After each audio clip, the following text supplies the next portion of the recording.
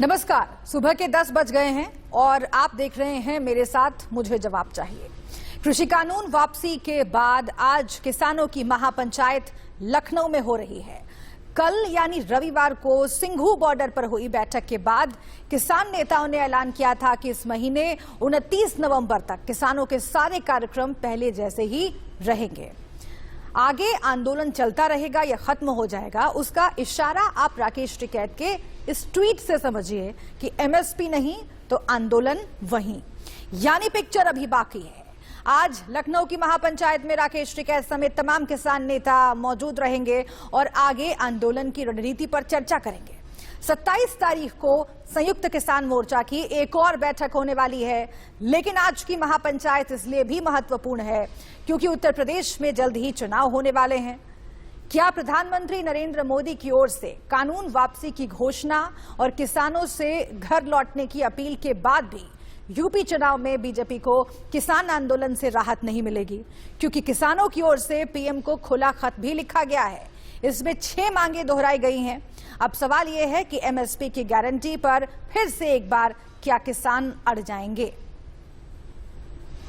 और आइए आगे बढ़ने से पहले आपको प्रतिक्रियाएं हम सुनवाते हैं। दरअसल इस पूरे मामले पर लगातार सियासी प्रतिक्रियाएं भी आ रही हैं। एक तरफ बीजेपी है, दूसरी तरफ कांग्रेस पार्टी है और तीसरी तरफ तमाम किसान नेता भी हैं। कई और विपक्षी पार्टियां हैं जिन्होंने अपनी बात रखी है। प्रतिक्रियाएं सुन लीजिए, फिर बढ़ेंगे आगे। प्रोग्राम पहले से तय किए गए हैं एसकेएम की तरफ से, वो कंटिन्यू करेंगे, वो बाकायदा जारी रहेंगे। 22 को लखनऊ में किसान पंचायत होगी और 26 का प्रोग्राम सारे बॉर्डर हर जगह पे वो बड़ी गैदरिंग्स होंगी और 29 का वो जो पार्लियामेंट कूच है वो that stands as it is, वो अभी वैसे ही रहेगा। 27 को फिर एसकेएम की मीटिंग होगी। 29 से पहले 27 तारीख को फिर एक मीटिंग होगी एसकेएम की।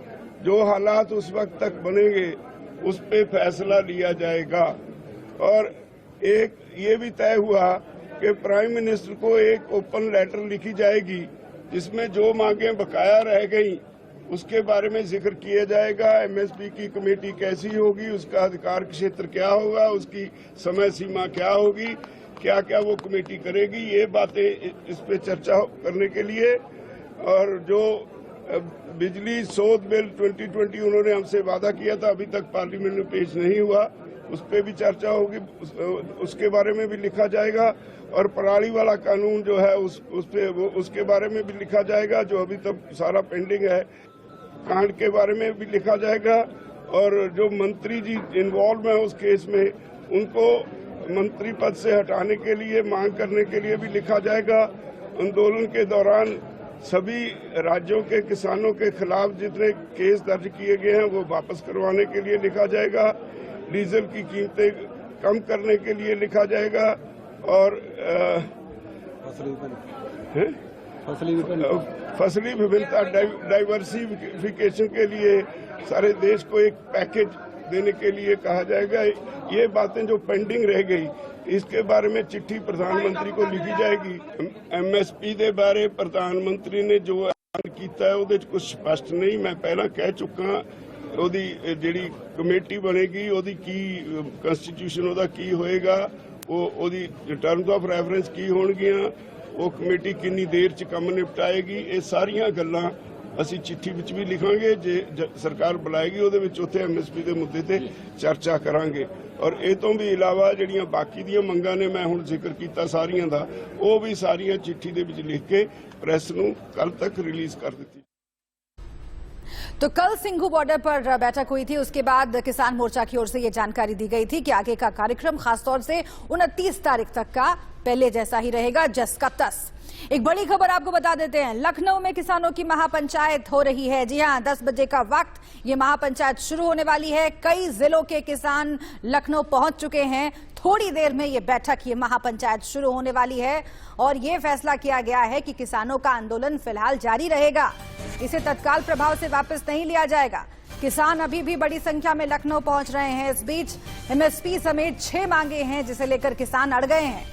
आगे की रणनीति बनेगी कि आखिर यहां से किसान आंदोलन को क्या आगे लिया जाए या फिर किस तरीके से आगे लेकर जाया जाए। महापंचायत में कई राज्यों से किसान पहुंच रहे हैं, ऐसी जानकारी मिल रही है। और ठीक महापंचायत शुरू होने से पहले राकेश टिकैत ने ट्वीट किया है। जी हां, उन्होंने ये लिखा है ट्वीट में कि एमएसपी नहीं तो आंदोलन वहीं, यानी कि साफ संकेत दिया गया है राकेश टिकैत की ओर से कि अभी आंदोलन वापस नहीं लिया जाएगा।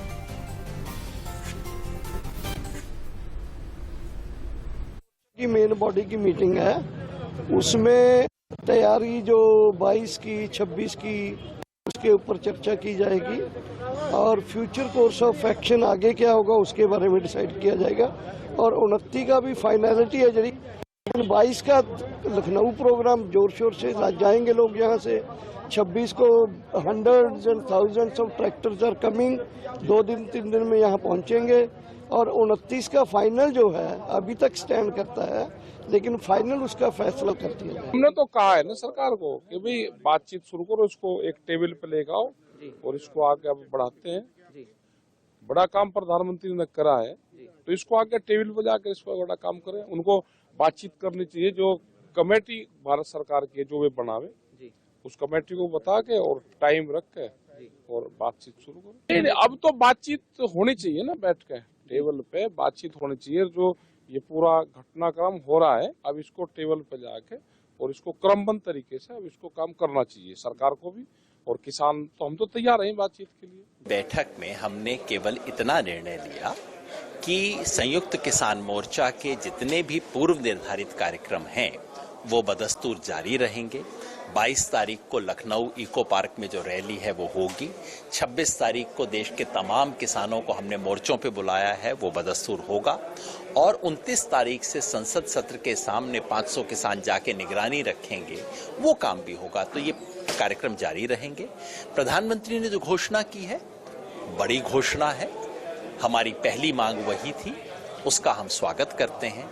लेकिन साथ ही साथ जो दूसरी तीसरी मांग थी वो हम याद दिलाना चाहते हैं। हमारे लिए दूसरी मांग थी जो कम महत्वपूर्ण नहीं है कि किसानों को न्यूनतम समर्थन मूल्य की कानूनी गारंटी मिले। उस पर प्रधानमंत्री ने कुछ नहीं कहा है। तो प्रक्रिया अपनाई जाती है, केवल प्रधानमंत्री की घोषणा है। प्रधानमंत्री बहुत घोषणाएं करते रहते हैं, ये भी उनमें एक घोषणा है। सारी घोषणाएं पूरी हुई हो ऐसा सब देश को पता है, तो वो जब तक औपचारिक बात नहीं होती है, कायदा ये होता है कि जिनकी ग्रीवेंसेज हैं उनको बुला के बात की जाती है, सहमति बनने के बाद कोई घोषणा होती है। ये तो एक तानाशाह की तरह से घोषणा है, बिना कैबिनेट में चर्चा किए, बिना पीड़ित पक्ष से चर्चा किए।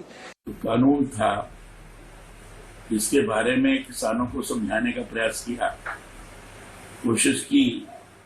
इसका जो सकारात्मक पक्ष है हम किसानों को समझा लेंगे, लेकिन किसान आंदोलित थे और इस बात पर मजबूर थे कि तीनों कानून वापस ले जाए। अंत में सरकार को ये लगा कि कानून वापस लेकर फिर दोबारा कानून इस संबंध में अगर बनाने की आवश्यकता पड़ी किया जाएगा। इस समय किसानों संबंधित कानून जो किसान लगातार इसके वापस लेने की मांग कर रहे हैं वापस ले लेना चाहिए, और उन्होंने बड़ी शालीनतापूर्वक उसको वापस किया है। मैं सोचता हूँ बड़ा अच्छा कदम हुआ है। किसान आंदोलन जितने महीनों से चल रहा था अब समाप्त हो गया, लोग अपने अपने कार्य में लगेंगे। मैं समझता हूँ कि उचित ही निर्णय सरकार ने लिया है। कुछ खास मेहमान हमारे साथ जुड़े हुए हैं, सबसे पहले मैं उनसे परिचय आपका करवा देती हूं। धनंजय गिरी हमारे साथ जुड़े हुए हैं इस चर्चा में, बीजेपी के प्रवक्ता हैं, आपका बहुत बहुत स्वागत। अतुल लोढ़ा हमारे साथ जुड़ गए हैं, कांग्रेस पार्टी के प्रवक्ता, आपका भी स्वागत। प्रोफेसर विजय राठी हमारे साथ रहेंगे, समाजवादी पार्टी के प्रवक्ता, आपका भी स्वागत। और मास्टर स्वराज सिंह हमारे साथ जुड़ गए हैं, अध्यक्ष हैं BKUL के, किसान नेता हैं, वो हमारे साथ जुड़े हुए हैं, आपका भी बहुत बहुत स्वागत। शुरुआत में आज शिवराज सिंह जी आपके साथ ही करना चाहती हूं, क्योंकि बड़ी कामयाबी मिली आपको, किसान आंदोलन का असर दिखा और कानून वापस लेने का ऐलान कर दिया खुद प्रधानमंत्री नरेंद्र मोदी ने। लेकिन आप लोग का कहना है कि जो कार्यक्रम तय थे उसी तरीके से जस का तस यह आंदोलन चलता रहेगा, खासतौर से 29 नवंबर तक कार्यक्रम सारे वही रहेंगे। अब लखनऊ में ये बड़ी महापंचायत आप करने जा रहे हैं, क्या उत्तर प्रदेश चुनाव से पहले ये ताकत दिखाने की कोशिश है? क्योंकि महापंचायत शुरू होने से ठीक पहले राकेश टिकैत ने ट्वीट कर दिया है कि अगर एमएसपी नहीं तो आंदोलन वहीं। क्या ये किसानों का शक्ति प्रदर्शन है? क्या इसका सीधा सीधा संबंध यूपी चुनाव से है?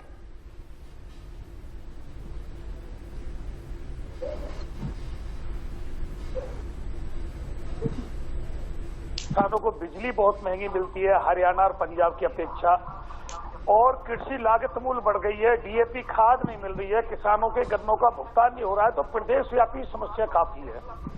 उसके बावजूद उसके लिए हम धन्यवाद करते हैं प्रधानमंत्री जी के लिए जो उन्होंने इस काले कानून को वापस लिया जी। लेकिन उसके बाद अगर किसान जस के तस घर जाता है तो जाकर के गांव वालों को, किसानों को क्या बताएगा कि हम क्या खो के आए और क्या पाके आए। जो किसानों की सदियों पुरानी मांगे थी, किसान आयोग का गठन, जब देश में सारे आयोग है तो कृषि प्रधान देश में किसान आयोग क्यों नहीं? न्यूनतम समर्थन मूल्य की गारंटी, क्योंकि मात्र 6% किसानों को एमएसपी मिलता है, जो कंट्रोल रेट होता है, जिस रेट को सरकार घोषित करती है। हरियाणा और पंजाब में लगभग 80% किसानों को मिल जाता है। पूरा हिंदुस्तान इस कंट्रोल रेट का, न्यूनतम समर्थन मूल्य का लाभ नहीं ले पाता है। आंकड़े भी ये कहते हैं कि मात्र 6% किसान ही इसका लाभ ले पाते हैं। तो जो 90-94% किसान हैं, उनको अपनी फसल का उपज ना मिले तो बताओ क्या होगा, ये बताओ आप। लेकिन प्रधानमंत्री नरेंद्र मोदी ने जब कानून वापस लिए थे, आपकी सबसे बड़ी मांग उन्होंने मान ली। उस वक्त यही अपील किसानों से की थी कि घरों को वापस लौट जाइए। तो क्या उस अपील पर आप बिल्कुल ध्यान नहीं देंगे? उसको नकार दिया गया है, ये माना जाए? नहीं, अपील पर बिल्कुल ध्यान देंगे। प्रधानमंत्री जी है, सम्मान है, लेकिन प्रधानमंत्री जी ये सोचे जो इनकी मांग थी। आज मैं आपको बताऊं, आपका चैनल अभी भी दिखा रहा था कि दिल्ली में पॉल्यूशन बहुत ज्यादा है। अब तो कहीं पराली नहीं जल रही, धान कट गए, खेत बो गए, गेहूं की बुवाई हो गई, अब तो कहीं पराली नहीं चल रही। अब दिल्ली में पॉल्यूशन क्यों है? सुप्रीम कोर्ट भी ये कह चुका है कि किसानों को पॉल्यूशन पर दोषी न ठहराया जाए, और फिर भी पॉल्यूशन के इस साल भी उत्तर प्रदेश में मुकदमे किसानों पर लिखे गए। तो किसानों को जबरदस्ती दुखी किया जाता है, जुर्माना ठोका जाता है, मुकदमे लिखे जाते हैं, बहुत सारी समस्याएं हैं, उन पर ठीक है, बहुत सारी समस्याएं हैं। आप लोगों ने 6 मांगों को लेकर चिट्ठी भी लिखी है, उसमें मुकदमा भी शामिल है, उसमें बिजली बिल भी शामिल है, उसमें पराली पर जुर्माना भी शामिल है, जो किसान जिन्होंने अपनी जान गंवाई है उन्हें मुआवजा, इसकी मांग भी शामिल है। ये तमाम मांगे हैं किसानों की, लेकिन सबसे महत्वपूर्ण एमएसपी की गारंटी की मांग को लेकर किसान कह रहे हैं कि इसी तरीके से आंदोलन चलता रहेगा। लेकिन साथ ही ये भी कहना है यहाँ पर स्वराज जी आपका कि जो अपील की गई है प्रधानमंत्री की ओर से, उस पर भी हम विचार करेंगे। क्या विचार होता है आज महापंचायत में, क्या हल निकलता है, क्या आगे का रास्ता तय होता है, इस पर अपडेट हम दर्शकों को करेंगे। लेकिन धनंजय गिरी जी का मैं सीधा रुख करना चाहती हूँ। धनंजय गिरी जी, क्या दांव आप लोगों का उल्टा पड़ गया है? क्योंकि सोचा तो यही होगा आप लोगों ने, इसी उद्देश्य के साथ कानून वापसी का ऐलान किया गया कि यूपी इलेक्शन में जो नुकसान की संभावना है, ये आशंका कम कर दी जाए या खत्म कर दी जाए। लेकिन अब क्या वो आशंका और बढ़ती हुई दिख रही है? क्योंकि राकेश टिकैत ने ये कह दिया है कि जब तक एमएसपी की गारंटी नहीं, आंदोलन वहीं।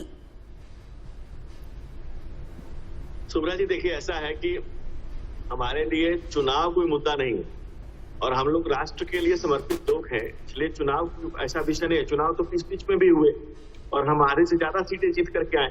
पोस्ट कोविड और किसान आंदोलन के बीच में भी चुनाव हुए। चुनाव हमारे चिंतन के केंद्र में कहीं है नहीं। प्रधानमंत्री नरेंद्र मोदी जी एक ऐसे, आप सोचिए 2014 को जो प्रधानमंत्री नरेंद्र मोदी पहली बार प्रधानमंत्री बनते हैं और सदन में आते हैं और सदन को झुक करके प्रणाम करते हैं, उसी समय वो एक संदेश देते हैं, एक बेहतर और बेहतर संदेश देते हैं कि मैं देश नहीं झुकने दूंगा, मैं खुद झुक जाऊंगा लेकिन देश नहीं झुकने दूंगा। जब उन्होंने कहा कि दिए के प्रकाश की तरह उज्जवल जो चीज था उसको हम नहीं समझा पाए, हालांकि पूरे किसान इसके विरोध नहीं है, लेकिन जो भी किसान इसके विरोध में है, हम इसको वापस लेते हैं और उन्होंने सम्मान वापस लिया है। इसका चुनाव से कहीं कोई लेना देना नहीं। दूसरी बात जो कह रहे हैं कि प्रधानमंत्री जी ने कहा तो वापस कर ले, प्रधानमंत्री जी किसी दल के प्रधानमंत्री नहीं है, वो भाजपा के प्रधानमंत्री नहीं है, वो भारत वर्ष के प्रधानमंत्री हैं, एक चुने हुए नुमाइंदे हैं। देश के 130 करोड़ आवाम ने, जनता ने उन्हें वोट देकर के देश का प्रधानमंत्री बनाया है। आप किसी व्यक्ति पर, किसी एकांगी व्यक्तित्व पर आप तक कर सकते हैं और आप सही भी हो सकते हैं, लेकिन जो देश के संवैधानिक पुरुष है, जो संविधान के किसी पे बैठा हुआ है, चाहे कोई भी बैठा हो, आज आदरणीय नरेंद्र मोदी जी बैठे हुए हो, बैठा हो, पहले भी लोग बैठे, कि आगे कोई बैठेगा, देश का प्रधानमंत्री अगर संवैधानिक पद पर बैठ कर कुछ बात कर रहा है तो उसको सब मानना चाहिए, इसका आदर है और ये हमारे देश की खूबसूरती है। अब नई बात जहाँ तक की बात कर रहे हैं, ठीक है, लेकिन गिरी साहब, लेकिन धनंजय जी, ये आंदोलन इशू बेस्ड था। इशू बेस्ड आपका क्या था? 3 कृषि कानून वापस हो जाए, इशू का पूरा कर दिया गया आपका। आंदोलन वापस, तीनों कानून वापस ले लिए गए, 7 को आंदोलन भी वापस लेना चाहिए। ठीक है, दूसरी बात, ठीक है, मैं इसका जवाब देती हूँ। और भी प्रश्न है आपके, तो इस देश में तो प्रश्नों की मालिका है, प्रश्नों की पूरी तालिका है।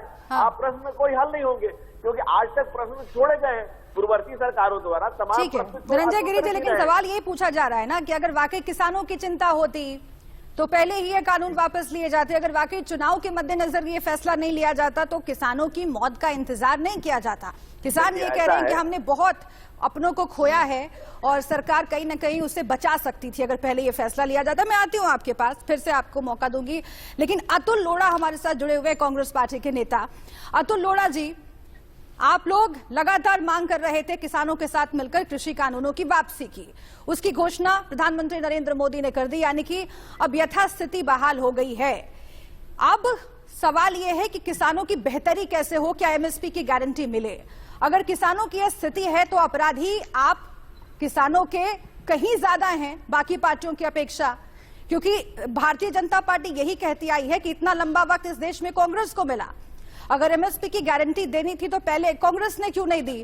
क्योंकि कानूनन एमएसपी की गारंटी आज तक कभी दी ही नहीं गई। अब किसान अगर उसकी मांग को लेकर आगे बढ़ रहे हैं तो उनके अपराधी तो आप भी हैं, क्योंकि आपको भी मौका मिला था।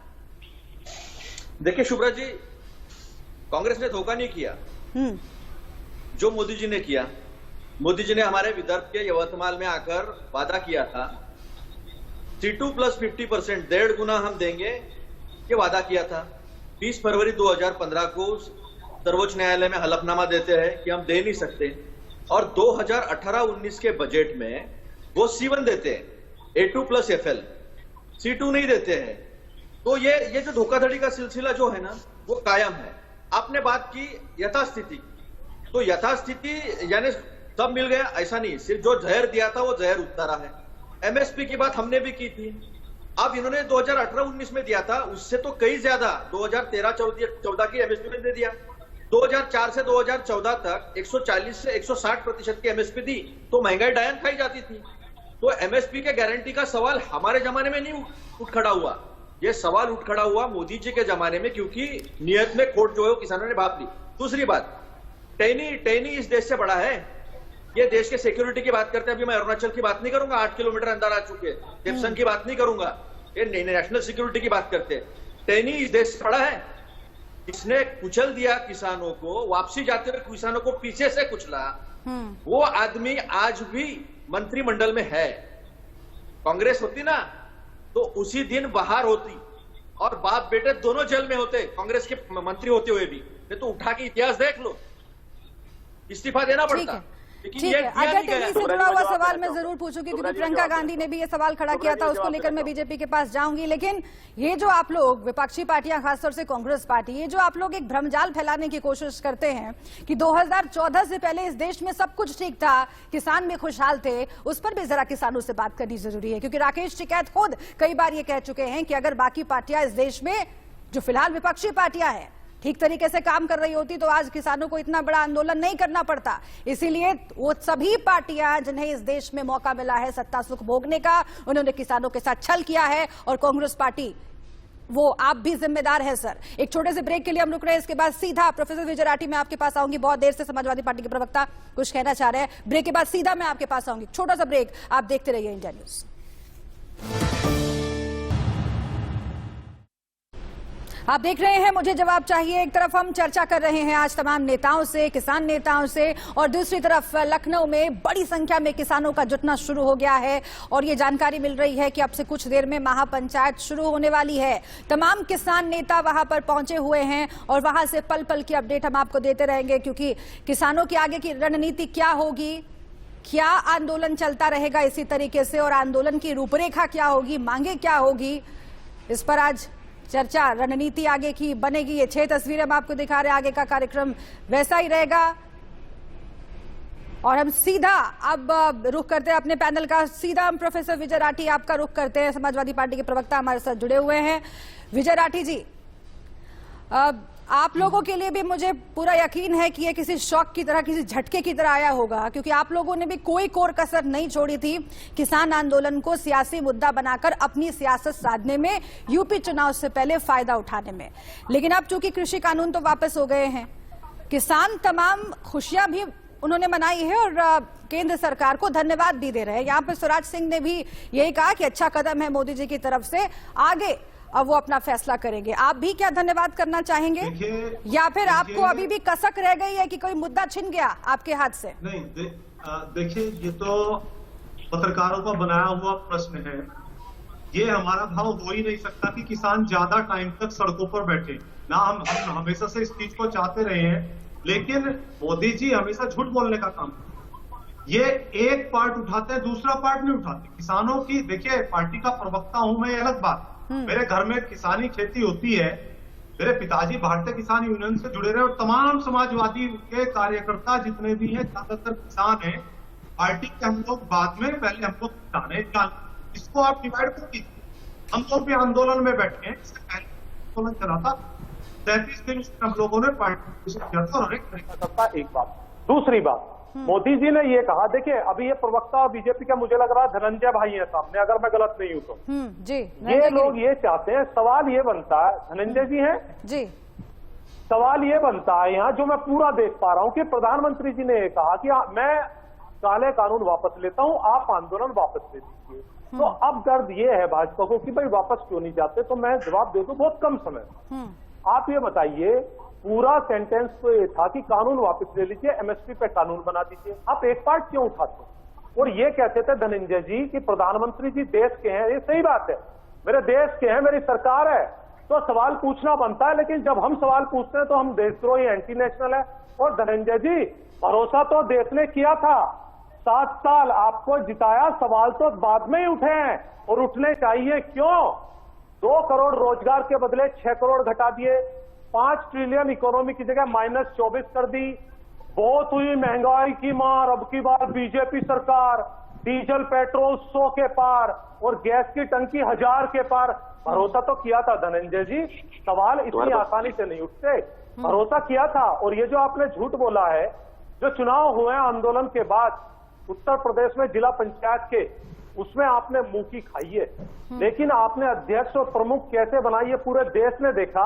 और मैं एंकर मैडम से कहूंगा, आप ही के चैनल पे देखा, आपने दिखाया, अपहरण नहीं हुए, महिलाओं की साड़ियां नहीं खींची क्या, आप ही के चैनल पे हमने देखा। धनंजय जी को पुरानी वीडियो दिखा दीजिए। आपको ना वोट मिला है ना सपोर्ट मिला। और सच्चाई ये है कि जब गांव में बीजेपी के नेता घुसने से अब डर गए, घबरा गए, पूरा इन्होंने सर्वे किया और इन्होंने ये भी कहा था कि हम लोग चुनाव की बात नहीं करते। देखिए, प्योरली बात है, पॉलिटिकल पार्टी है तो चुनाव में जाएंगे, सरकार हटेगी चुनाव के माध्यम से। संविधान में मसौदा है कि चुनाव के माध्यम से सरकार हटेगी, तो तभी सरकार को हटाना है, तभी बिल वापसी आप कह रहे हैं कि मजबूरी में और डर में सरकार ने फैसला किया है। तो ये बिल्कुल प्योर झूठ, टीवी पे बोलना है, जी से जवाब लेती हूँ। चुनाव से मतलब ये बिल्कुल प्योर झूठ है। ठीक है, चुनाव से आप डर जवाब गए हैं, सुन लीजिए, आप इसीलिए जवाब सुन इन्होंने लीजिए, वापस धनंजय जी लिए। का जवाब सुन लीजिए जरा। जी, गिरी साहब। देखिए, ऐसा है कि बड़ी बात है कि प्रधानमंत्री पर भरोसा न करने का कोई कारण नहीं है, और प्रधानमंत्री जी ने लगातार देश का भरोसा जीता है, विश्वास जीता है। और अगर भाई साहब ये कह रहे हैं कि आंदोलन में किसी तरह की छेड़खानी हुई, तो आंदोलन में अगर हम डीप में जाएंगे तो आंदोलन में एक दलित की मृत्यु भी हुई है। धनंजय भाई, बस एक सेकंड ये बताओ कि पिछले 7 साल में एक चीज भी प्रधानमंत्री ने पूरी की हो? मेरे भाई, नहीं, बस एक घोषणा बता दीजिए प्रधानमंत्री जी ने 7 साल पहले बोली और वो पूरा करके दिखाओ। आप अपना घोषणा पत्र देखिए ना। देखिए, पहली बार ऐसा है, घोषणा पत्र पर मत जाइए, नहीं तो सभी पार्टियों का घोषणा पत्र अगर कुरेदने लगेगी जनता तो सभी कटघरे में आ जाएंगे। किसान आंदोलन पर बात कीजिए, धनंजय जी का जवाब सुनिए। किसान आंदोलन पर बात कीजिए, धनंजय गिरी जी, क्या आप लोगों ने, क्या सरकार ने डर में आकर, मजबूरी में आकर ये फैसला किया है? धनंजय गिरी, दूर दूर तक नहीं, बिल्कुल नहीं। पहली बार पूर्ववर्ती सरकारों से 5 गुना ज्यादा बड़ा बजट किसी के लिए अभी चल रहा है। अभी किसानों के लिए 5 गुना बड़ा बजट है। डायरेक्ट बेनिफिट ट्रांसफर, डीबीटी के माध्यम से 1,68,000 करोड़ रुपया किसानों के अकाउंट में गया है।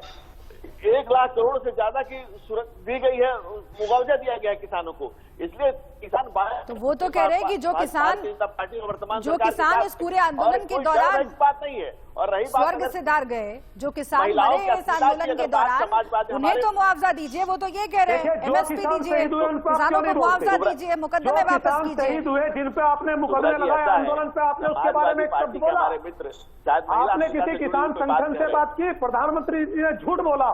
सुबह भी प्रधानमंत्री जी, आप बताइए कौन से किसान संगठन से आपने बात की थी लागू करने के लिए?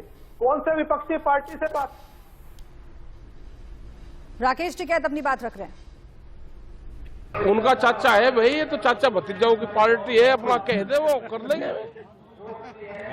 ओवैसी तो बीजेपी का चाचा है, उसे टीवी पे कहने की जरूरत ही नहीं, उनको कह देगा, मान लेंगे उसकी बात। आपको लगता है कि बीच में ना हो यार? हम तो कह रहे हैं कि चाचा भतीजों का मामला है, उनका दोनों का निपटा लेंगे, उनकी घर की बात है ये। किसान पंचायत लोग तो सोच रहे होंगे कि बीजेपी को फायदा हो जाएगा, किसान कानून वापस ले लेंगे। अब देखिए राकेश टिकैत के तेवर बदले नहीं है, वो अभी भी आपको यूपी चुनाव से पहले उसी अंदाज में घेर रहे हैं और ओवैसी साहब को बीजेपी का चाचा बता रहे हैं। धनंजय गिरी, तो उसमें गलत क्या है शुभ्रा जी? सही है ना? हेलो धनंजय जी, आपकी आवाज नहीं आ रही थी। जी धनंजय जी, आपको आवाज आ रही है? धनंजय जी, आपकी सरकार ने वादा किया था। एक सेकंड प्रोफेसर विजय राठी, लगातार नहीं बोलेंगे आप। प्रोफेसर विजय राठी, आपकी आवाज फिर कम कर दी जाएगी, आप लगातार नहीं बोलेंगे। मैंने सवाल पूछा, उसका जवाब धनंजय जी को देने दीजिए। धनंजय जी, पहले इनके पहले प्रश्न का उत्तर दे देता हूं। और राकेश टिकैत की महिला बात अस्मिता की कुछ बात कर रहे थे, समाज उसे महिला अस्मिता की बात अच्छी नहीं लगती। इनके प्रमुख ने कहा था कि लड़कों से गलती हो जाती है, मुलायम सिंह जी का स्टेटमेंट था। और पूरे यूपी में जो जिस तरह से मायावती जी जैसे एक महिला का जो गेस्ट हाउस कांड हुआ था, वो कलंक समाजवादी पार्टी के माथे से कभी धुल नहीं सकता है। आप लोग भटक रहे हैं, आप लोग मुद्दे से भटक रहे हैं। किसान आंदोलन कर रही है सर, मैं आपसे रिक्वेस्ट कर रही हूँ, मैं आपसे गुजारिश कर रही हूँ कि किसान आंदोलन कर रही है। इतना बड़ा मुद्दा है देश के अन्नदाताओं का, और आप लोग सियासी आरोप प्रत्यारोप में फिर से उलझ गए एक दूसरे पर कीचड़ उछाले में। मैं लौटती हूँ आपके पास, हमारे पास शिवराज सिंह जी, मैं छोटी सी टिप्पणी आपसे लेना चाहती हूँ। शिवराज सिंह जी, देखिए राकेश टिकैत जो है फिर से वही कह रहे हैं और सियासी बात वो कर रहे हैं। उन्होंने फिर से ओवैसी साहब को बीजेपी का चाचा कह दिया। अब सवाल आप लोगों पर उठेंगे कि सरकार ने कई कदम आगे बढ़ा दिए, अब फिर भी आप सियासी बयानबाजी क्यों कर रहे हैं? शिवराज सिंह जी, जब भी किसानों पर बात होती है, ये भाजपा कांग्रेस सपा अन्य मुद्दों पर चले जाती है और किसानों के मुद्दों से हट जाती है। अभी मेरे किसान साथी जो कांग्रेस के थे, ये साथी कह रहे थे कि एमएसपी गारंटी कानून का मुद्दा हमारे समय पर नहीं आया था, भाजपा के समय पर आया था। अरे इन्हीं प्रधानमंत्रियों ने जब गुजरात के मुख्यमंत्री होते थे, मनमोहन जी को चिट्ठी लिखी थी कि देश में एमएसपी को गारंटी कानून बनाया जाए। तो मनमोहन जी के समय पर यह मुद्दा आ गया था। खुद प्रधानमंत्री जी ने चिट्ठी लिखी थी मनमोहन जी को जब ये मुख्यमंत्री हुआ करते थे, और सारे प्रदेशों के मुख्यमंत्रियों की एक कमेटी बनी थी जिसके प्रधानमंत्री मोदी जी हेड थे, और इन्होंने अपने हस्ताक्षर करके। ठीक है, आपकी बात बिल्कुल वाजिब है। मुझे लगता है छोटा सा रिप्लाई इस पर देना चाहिए अतुल जी को। अतुल लोरा जी, जवाब दीजिए छोटा। ये ऐसा है कि ये सियासी मुद्दा नरेंद्र मोदी जी ने उठाया था। वो तो जीएसटी भी होने नहीं देने वाले थे, उन्होंने तो आधार पे भी ऑब्जेक्शन उठाया था।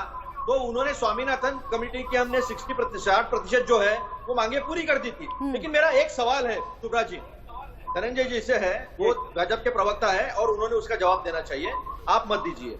ऐसा है, हम ग्रीन रिवोल्यूशन की बात कर सकते हैं, हमने दूध में क्रांति की, व्हाइट रिवोल्यूशन, हमने ब्लू रिवोल्यूशन किया मछलियों में।